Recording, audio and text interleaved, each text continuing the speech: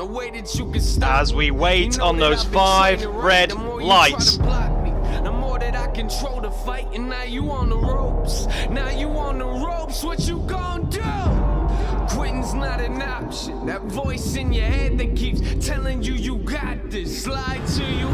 And now everybody's watching. You should've worked a little harder, cause man, your punches are garbage. I dream big, ain't that the point of it? Let's keep it real, huh? Ain't that the point of it? They used to tell me I was nothing, nothing. Now they tell me that I'm something.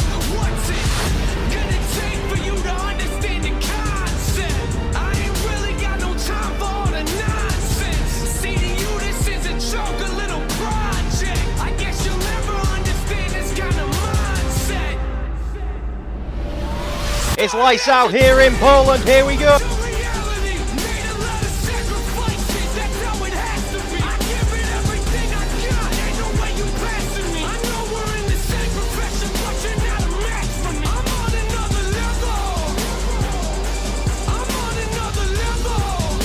Oh, he's compromised, he's compromised.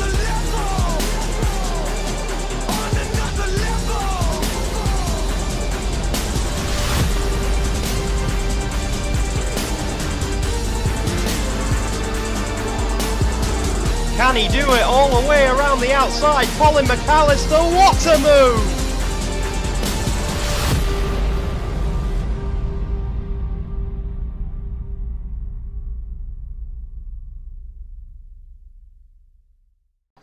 Hello everybody and welcome back to round 6 of the ISR AIC. You join us today in Queensland Raceway, all the way out in Australia, dubbed the paperclip by the locals, and what a 1.94 mile circuit this is. And we've had some many great races around here in V8 supercars and touring cars and Formula 4 and all kinds of stuff going around here. The lap record of 104. I don't think we'll be challenging for the lap record anytime today, but hopefully it will provide a great penultimate round to the AIC Championship. Obviously only this round and the next round in Okayama to go, and it's all still to play for. Joining me along in the commentary box today is Zack Swader. Zack, how are you feeling? Pretty good, man. Being a bit under the weather, so apologize to be watching me kind of stumble onto my words every now and then, just kind of fighting off hay fever or something like that. But yeah, it's great to be back here in the commentary box. We did Toby, been out for a couple of weeks. We had Craig with you a couple rounds earlier, but it's been a pretty good middle part of the season. You know, we've been seeing a lot of craziness happen with some of the tracks lately. I remember last week at Donington was a very, very interesting race, I have to say, Toby. I actually got a chance to watch that one, and I have to say, though, I think there was a lot of questions being raised when it came to that track, because, you know, we was expecting it something like that in Canada with the Wall of Champions, but for some reason at Donington, it just didn't really play out for some of the drivers last week, Toby. No, it was a very controversial race, obviously, with the incident when the full investigation was launched, and the conclusion is, as long as we are racing on this platform, we will not be returning to Donington unless the mod makers improve that and fix that error for the AI, obviously. And but that error, in a way, did create a massive championship twist, as a massive calamity for championship. Danny Diaz hit the wall quite dramatically and went out in a ball of smoke coming from the back of his Volkswagen, and had to pit and retire. It was absolute craziness for the championship, and it really turned the whole thing on its head, with Nut Martinson taking the win as well. He came out of absolutely nowhere to throw his reign into the championship, and it's still wide open. 7 drivers, we think, are in with a mathematical chance of taking the championship. No one's going to do it here today, Zach, but definitely it will definitely help you if you have a good day here today going into Okayama next week. Yeah, definitely. It's really going to be interesting to see what these guys play through here. We've seen some unpredictable races so far within the last couple of weeks, so who knows what could happen, Toby. But I think it's going to be a fantastic final couple of races for the AIC here in the Volkswagen Scirocco's. Yeah, definitely. I fingers crossed, and hopefully the paperclip can bring us some good old racing. So we're going to get things started off, and we're going to hand it back over to Zack with the qualifying.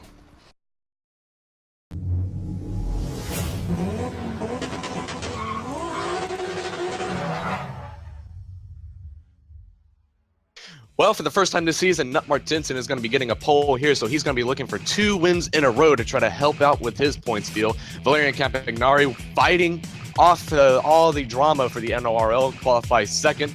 Colin McAllister with the McIron Brew in third. Josh Robert Wood, Mr. Consistency, qualifies fourth. And a 5 and 6 lockout for Team ISR. Toby Byrne outpaces his teammate Raidus McGallis. Very, very interesting right there for the ISR boys. Seems to be they're trying to get everything they're going for that one. Ross McFarlane qualifies 7th, Garrett Lennon 8th, Nickel Foggy 9th, and Douglas Anderson rounding out the top 10. Josh Martin 11th, followed by Stephen Paul, Zack Swader following the EQU controversy with him leaving the team for next season. Right behind him, fellow American Charles McBee, and then finally Christopher Petterson, who really needs to try to make up some points here as he's really struggling now, as he's really into the deep stuff with the points championship right now. Got a lot of room to work with him. Craig Evans, and then Colin Spencer, Andrew Revere, Danny Diaz, and Evan Imre, unfortunately, could not get a qualifying lap. So bit of a interesting deal as we see a forced fizzy sandwich all the way from first to last place, Toby, with this one. Yeah, definitely. It's the whole grid is packed in course fizzy, so it'll be certainly interesting to see what they can do, respectively, both of them. Nut going for his second win, of course, which would really help him really fire himself to the top end of the championship. But now we're going to go hop in the commentary box and get ready for round 6 at Queensland Raceway. So here we are then at the circuit they dub the paper clipping. You can see why looking at the track map.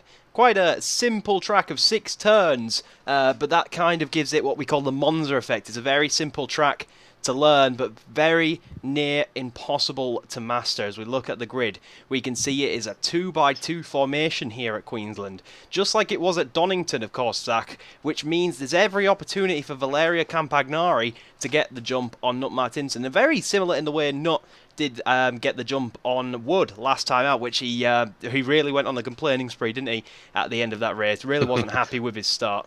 As we're getting ready.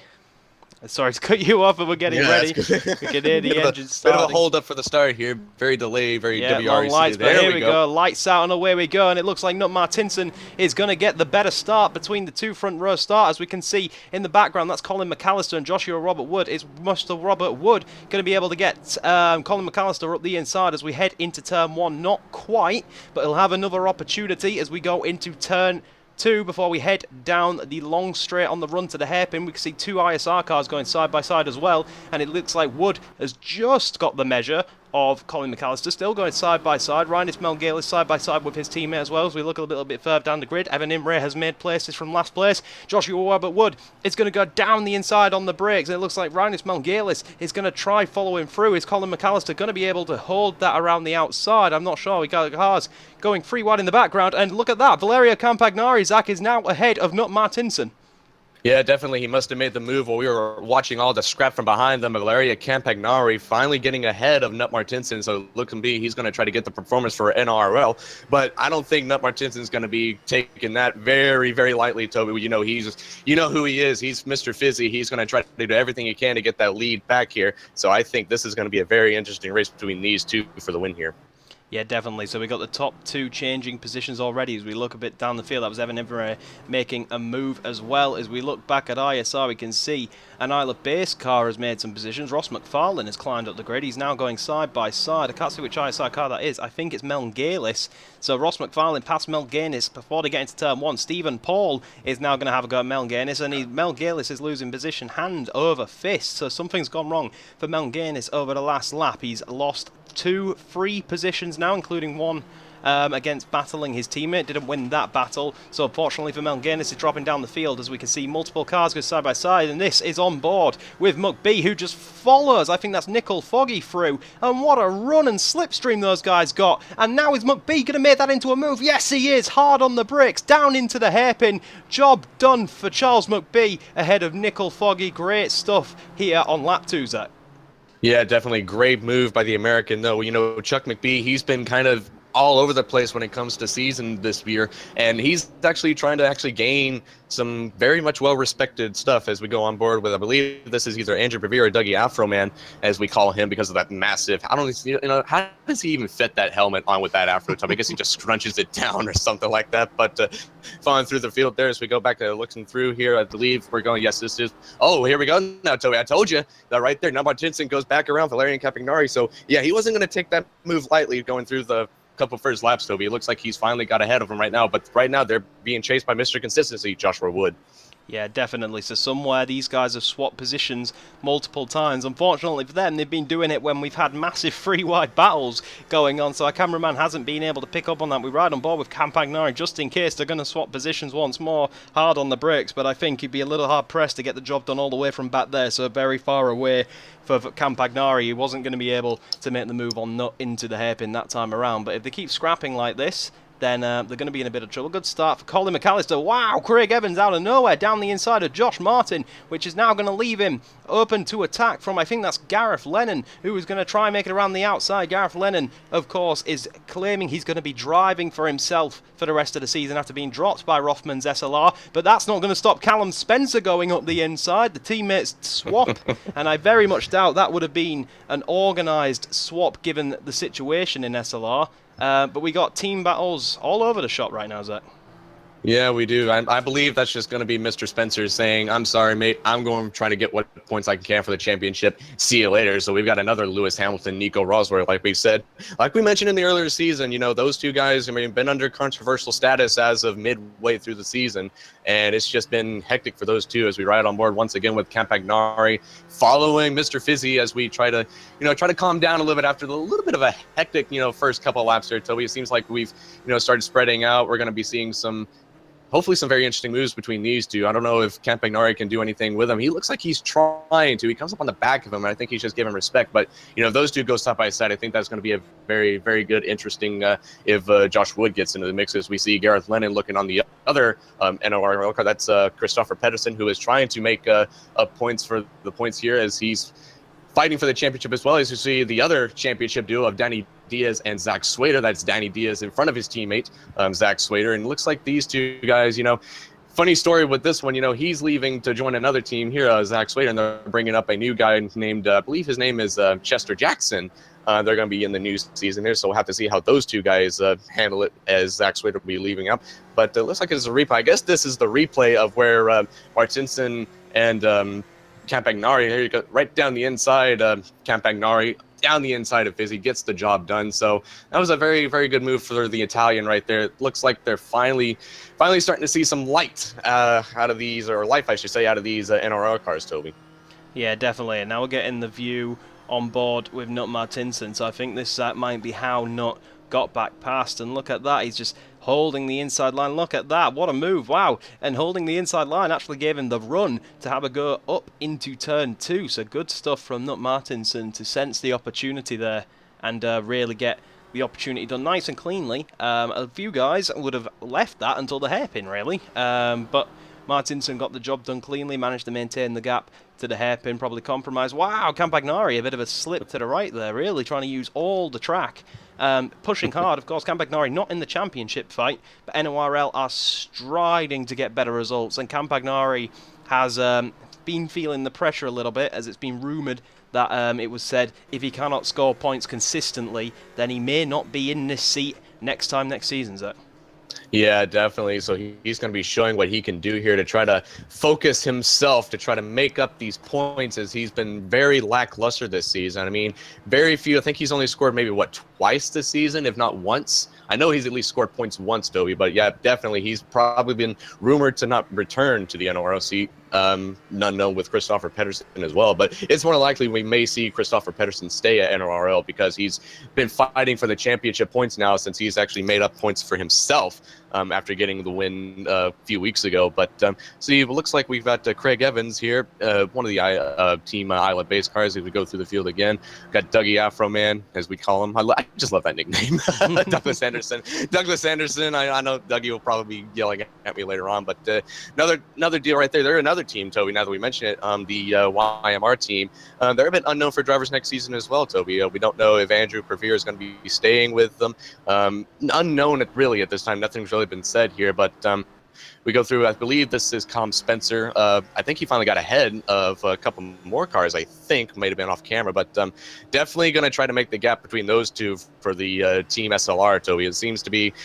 what do you think is going to be going on between if, Spencer gets back into the points championship and he gets out-qualified by Gareth? What do you think is going to be the reaction so far? Do you think he's just going to be... Do you think he's going to try to just make an aggressive saying, I don't care anymore about team relationships, I'm going for the championship?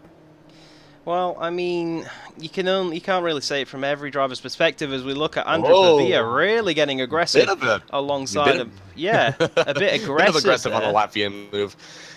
Yeah, definitely. As we run up to the next corner side by side, getting a bit impatient. Rainis Melgelis falling down so many positions. He lost the position to Anderson, and it looks like he's very close to losing one to Pavia as well. But on the SLR front, you can't really speak for every driver. You can only speak for yourself, and I think out of respect personally, until your contract is finished with that team, then you're still playing the team game at the end of the day. Rothman's SLR are in a very good opportunity to win the championship, and although they've lost relations with Lennon and him leaving for next season, I mean, I think Lennon and Spencer both would like to say that in the very first season of AIC they've got a constructors win under their belt.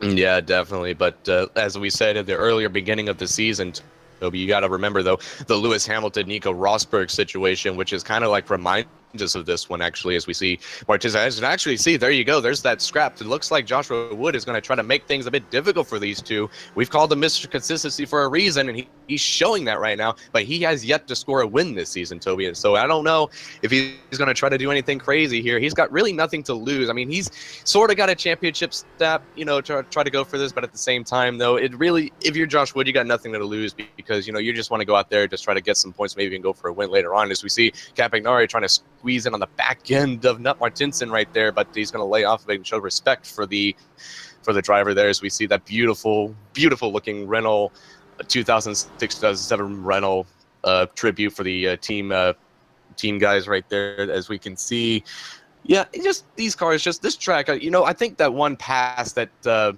happened between Martinez. We got down the inside, but can't make it done here. He slams the door. Good slam right there from Campagnari on the American wood here. But yeah, just talk about that pass that Martinson made on Campagnari. I think Campagnari kind of washed up the track just a little bit, trying to hold the line a bit too much. And with these front-wheel drive cars, as we see, Wood going to go side by side with Campagnari. Can he make two moves in one? I don't think he can. But there you see, swap for second, Wood on Campagnari. So big move for the American, though, Toby. So like I said, he's going to be hot on the heels right there for Martinson.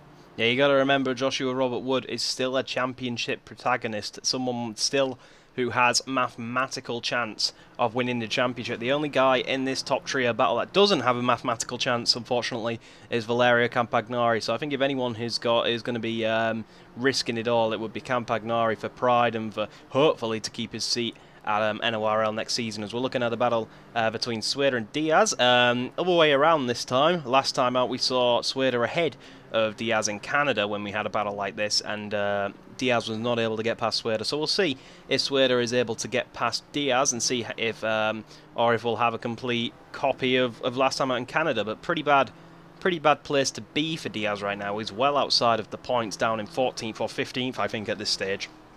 And coming off of a coming after a bad weekend, Zack, at Donington, I think you of all people would know that's going to be putting a lot of strain on the EQU team.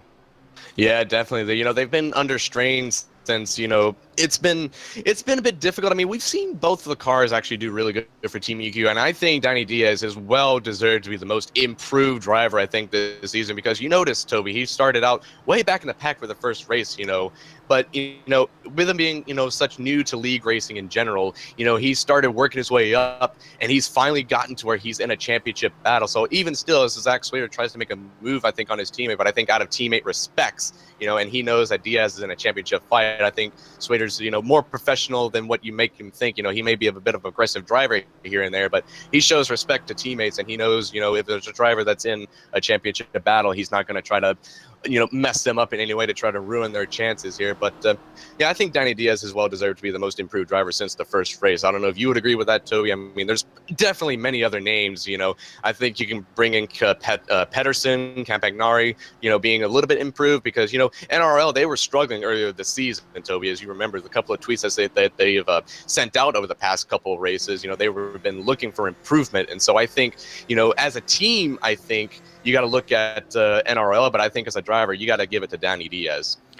Yeah, it's a hard one to say. I think we are looking at a driver right now who's definitely shown massive signs of improvement. That was Campagnari just a little bit earlier on. Obviously, this time, a few races ago, he was lucky to be battling for 18th place, and here we are fighting for a race wing amongst the top three. So good stuff. This is an interesting story here. Isle of Base, followed by Northern Lights Racing. This is Craig Evans, followed by Josh Martin.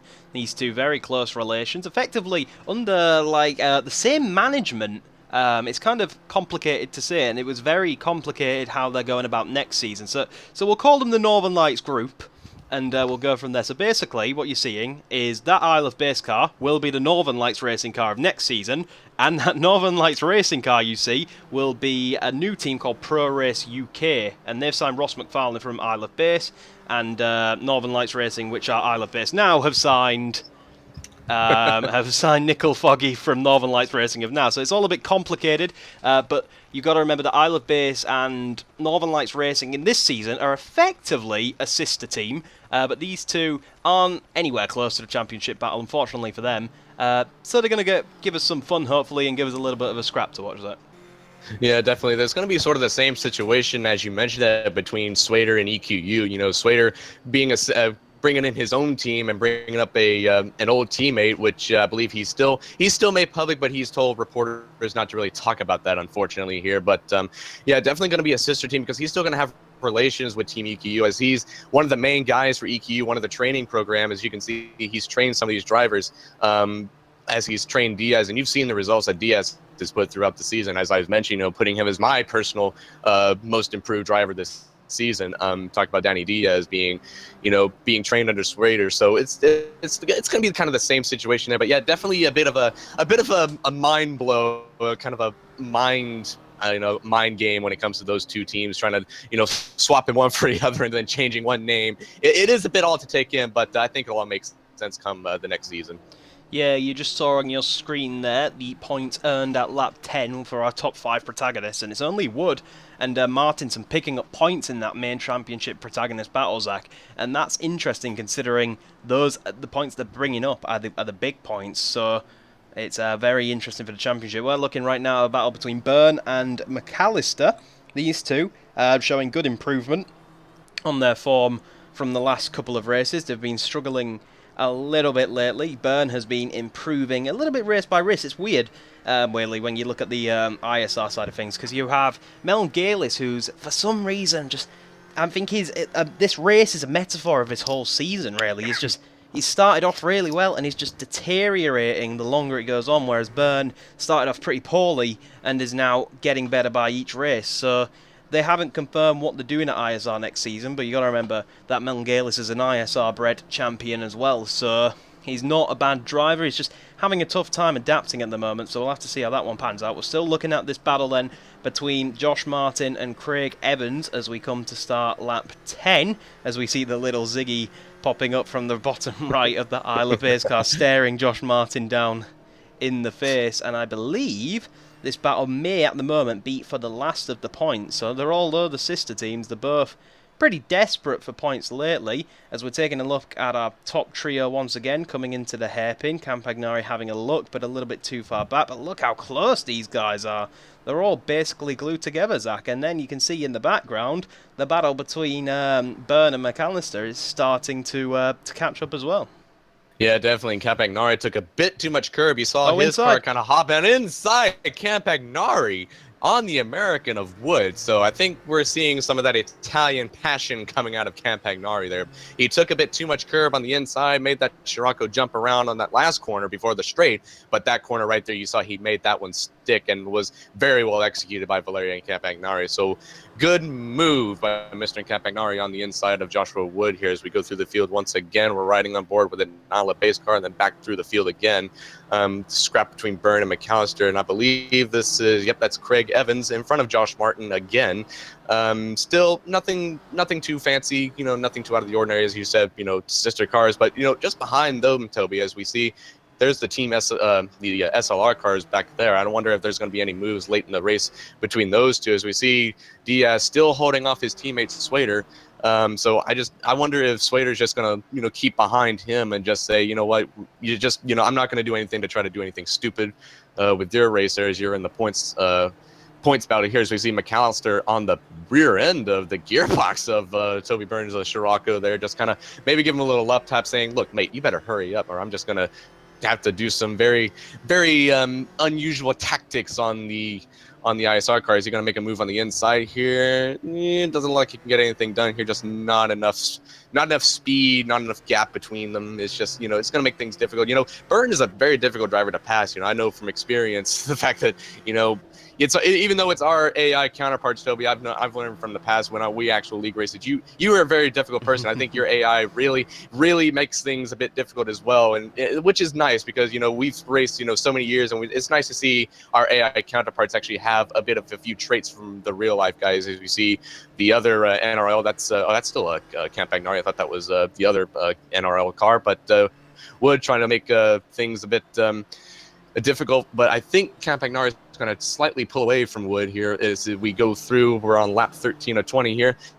This track, like you said, it's the Monza effect. It doesn't look like it's a really big track from the way the paper clip shape is, but when you really think about it, 2.5 miles is a pretty long way to go around this track. Yeah, I'd vouch to say that a good 85% of that is full throttle as well, which really means that if you want to make a move, you got to do a daring opportunity up the inside on the brakes quite heavily, as we're looking at Wood trying to have a look, but again, not really much. As we're on lap 13, we've seen these two swap positions a good 4 or 5 times now, so Wood wants this for the championship. Campagnari wants this to keep his seat for next season. We look back through the field. This is Ross McFarlane's at. This is a driver. Fun fact about Ross McFarlane, not fun for him, as we see Stephen Paul passing. Yeah, can I just Colin say one thing? I think I was about to say Colin McAllister actually has lost lost a bit of ground on Toby Byrne. He was right behind him, and next thing you know, he's dropped way back. So I don't know if something's happened to the Scotsman there. I hated to cut you off there, but I just had to point that out, though. But I'll go ahead and hand it back to you as you was mentioning something else. Yeah, so some drama's going on for McAllister. We're not sure what has happened, but somewhere he's lost a position to both McFarlane, who we were just talking about, and that is Stephen Paul ahead of him. So we'll see if we'll get a replay, but something has gone on for McAllister. Is he going to be able to get this position back on Stephen Paul? We'll ride on board until the hairpin and see if he's going to be able to. Laid on the brakes, but nothing doing at the moment. As we were mentioning, Ross McFarlane, Zack, not a fun fact for him, but a fun fact for our viewers, the only driver left in this series, Zack, to score any points, and he needs to do it. He's just signed for a new team, he's safe for next season, but for his morale, he's on round 6 of 7 with no points to his name. He's the only driver who hasn't done that. The pressure that must be building on him from even his new team will want him to join their team with good form and not want him to still be building his way up. Of course, he has had some bad luck, had an opportunity to take a podium at Donington, but unfortunately was caught up in the big, huge incident. But no points out of 6 out of 7 races. That's 90% of the season, Zack, and wow, the weight of the world must be on McFarlane's shoulders in that situation. Yeah, it must be, because if you think about it, for those of you that do watch like a lot of football too, that's like a big name football football player like somebody like Wayne Rooney or someone having a huge dry spell with goals or something like that, and he's like one of your main guys that you rely on. It's even with Messi.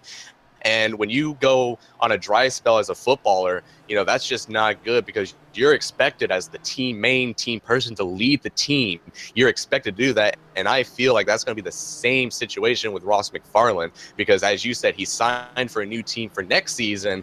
But, it's going to be interesting to see what he does, remaining in this seat for Isle of Base boys. But at the same time, though, he's going to be trying to do something for next season too. That's going to be an interesting story for Ross McFarlane, Toby. And we're talking about adapting, aren't we? Because it's not a bad driver. Ross McFarlane is a very highly rated driver, the same as Melngalis. We've both raced against Melngalis. He's a very high caliber driver. He's like, what is he, like a 2 or 3 time ISR champion now, and he's put up some great defensing, great attacking in his time racing. Ross McFarlane, I believe, has just won a GT3 championship in core racing, so he's on top of the world in that. But a lot of drivers struggling to get to grip with these Siroccos, because they're so different to the machines that they used to. As we're looking on board with Wood, is he going to be able to make a move into the hairpin? No, it's kind of crunch time, where I think these guys are realising, that second and third are realising that Nut Martinson is starting to get away, because we're throwing it up the inside of each other every other corner.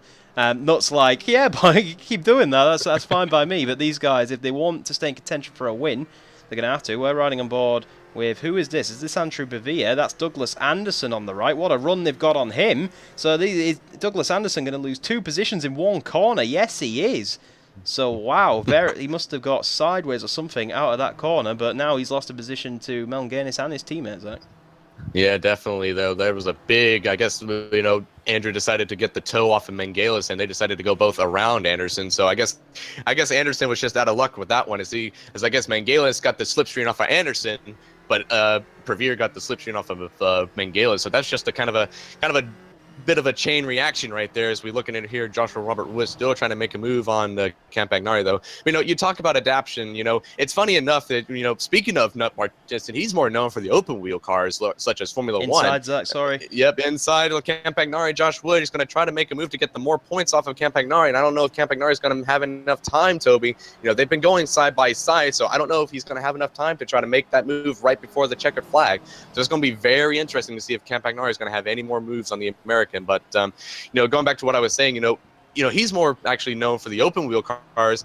But it's nice to see that, right? Oh, bit of a Campagnari using a bit of a NASCAR tactics, ironically, funny enough, on the American. And so I believe this is going to allow Toby Byrne right here behind Campagnari to try to join in under the scrap, though. So I guess Campagnari is learning a few things from different motorsports, so he kind of pulls an American move on the American. So it's going to be very interesting to see what goes on between Campagnari, because I really hope that he decides to return for next season, because he is a joy to watch on the track, though. But yeah, it's definitely one of those things to where if you're Martinson, you're, like I said, you're known for the open wheel, but it's nice seeing him do good on these Siroccos, which, mind you, front wheel drive cars are not easy to master, as we've known, especially last week at Donington. They love to wash up these tracks. So even if you're known for touring cars such as Craig Evans back on iRacing with the freaking Kias, those things can understeer out of nowhere. And so going back, if you're known for the front wheel drive cars, you might have something, for these guys. But if you're for touring car, but you're not used to front wheel drive cars, it's a very difficult skill to master with front wheel drive cars. Yeah, so as we approach the hairpin for the final time, one of the main overtaking opportunities of the lap, and for the final time, and Toby Byrne's going to throw it down the inside of Valerio Campagnari, which forces Campagnari wide, and Ross McFarlane is going to get the both of them, and in absolutely no time at all, Zach, Valerio Campagnari has lost his podium to both McFarlane and Byrne. And what a story this is for McFarlane. We were talking about the pressure, no points at all this season, and suddenly he's staring a podium down the face. Absolute calamity for Valerio Campagnari. He had to give the room to Byrne when he made that overtake, and McFarlane had such an opportunistic move to get the both of them. We're looking at this man who was coming across the line in a few seconds to take his second victory in a row in the AIC, the first driver to do that, we should mention as well, Zach, and that fires him into the championship battle. But wow, absolute heartbreak for Valerio Campagnari. You gotta feel for him. That was just out of nowhere. Those two right there, we saw Toby Byrne and Valeria Campagnari start having a scrap. Ross McFarlane, I gotta say, he took that and he went with it. He saw the opportunity. What a fantastic move by Ross McFarlane there. That was incredible. As we take a look at the race results after, wow, what a final lap. Nut Martinson takes the race win and the pole position point. Josh Wood will come home second. Ross McFarlane, first points of the season and a podium that he gums from 5th to 3rd and 1 corner on the final lap. Tremendous stuff. Toby Byrne continues his improvement along with Valeria Campagnari, who will be heartbroken in 5th place. Stephen Paul ahead of Colin McAllister, Charles McBee, Craig Evans, and the final points paying position of the day will go to Josh Martin. As we look on the second page, no points for championship contenders Pedersen or Spencer. That will have an effect on the championship. Neither does Diaz get any points, and Nickel Foggy ahead of Zack Swader. So Nickel Foggy managed to pass Zack Swader as well. As you can also see, Douglas Anderson on the final lap managed to pass Andrew Pavia once again. As we look at the championship standings, look at that. We said it would fire him into contention, but it's actually fired him to the top of the standings. And going into the final round, anyone in the top 7 there, Zach, can win the championship. Yeah, definitely. As we see Josh Wood even gaining a couple positions there. So both Spencer, Peterson, and Diaz are losing out on this one. So I think it's going to be it could be anyone's little championship at this point as we go to the final round, Toby. It's going to be a fantastic. Another big mover are both Toby Byrne, Campagnari, and Ross McFarlane. They've gained a few spots in their championship battles respectively to their Toby, but I gotta hand it to you though. I still can't get over how Ross McFarlane made that move. That was such an incredible move. It was very fun to watch, Toby, but yeah, that was a very interesting race this year. So as we take a look at the team standings, GTFG will go into the final round with a 5-point lead over Rothman's SLR ahead of Team UQU, who are just 2 points ahead. Anyone in the top 5 for teams with the amount of points that will be on offer can win. I don't think anyone in the bottom 5, unfortunately, has the time or points to do so, but anyone in the top 5 can take the win. And wow, what an absolute finale Queensland has set us up for. I don't know about you, Zack, but I'm very thankful for Queensland for giving us that. and just, I think that move is what happens when you channel all that pressure into passion for Ross McFarlane. Definitely, that's something. But to take nothing away from Nut Martinson, he takes 2 in a row. We saw Team EQU take the first 1-2 in the team. We just seen Nut Martinson take the first 2 wins in a row. So that's going to be very interesting. So congratulations to him, Toby. So Toby, what do you think is going to happen next week? The next race, the last race for the championship. What do you think is going to happen? Absolute craziness? I don't know. We must mention as well that a lot of you guys, if you follow ISR on social media, will notice that Riser have done us a solid, Zach, and they have put in an aggression update for the AI, one of the final updates of the game. They've turned up the aggression, so it's going to be absolutely, pardon my profanity here, but it's going to be completely balls to the wall next time out in Okayama. And wow, I can't wait. And great stuff from everyone, including obviously not Martinson, but I'm so broken for Valeria. Yeah, you got to feel for him. Valeria and Campagnari went from podium to practically 5th or 6th. I already forgot where most of these guys finished. That's how crazy that last lap was. But I have to say though, like I said, next week, the land of the rising sun. I think sparks are going to fly next time, Toby. But yeah, very, very much well deserved for Nut Martinson. 2 wins in a row, Toby. That's nothing to sneeze at. It's history being made. We've seen the first team taking 1-2. We've seen the first driver take more than 1 win, and now we've seen the first driver take 2 wins in a row. So great stuff from everyone today. And where my heart bleeds for Valeria Campagnari, my heart sings and is thankful to see the pressure come off McFarlane's shoulders and get a podium today. Join us next time at the Piper Circuit of Okayama, where we will wrap up this championship once and for all. What an absolute season it has been. I cannot wait to get underway for the final time this season, and it almost feels as if it's gone too soon, Zach, but until then, it's time to say goodbye. Goodbye, everyone. Goodbye.